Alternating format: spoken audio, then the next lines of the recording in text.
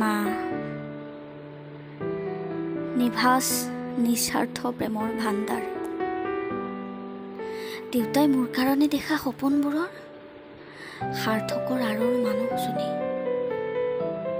সমাজৰ কথা কাওকাণ কৰি স্বাৱলম্বিতাৰ দিশে আগবঢ়াই দিয়া মানুহজনী, জীৱন সংগীক হেৰুৱাৰ বেদনা হৃদয়ৰ এটি কোণত খামুৰি মৰি চিকাময় জীৱনত কেৱল সংগ্ৰাম কৰি গৈছে সন্তানৰ কুশলৰ অৰ্থে।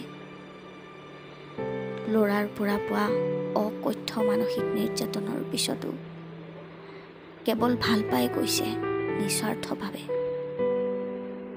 তই কুশলে থাক মা, তই কুশলে থাক, সদায় মোৰ ছাটো হৈ থাক, সেয়াই নেদেখাজনৰ ওচৰত মোৰ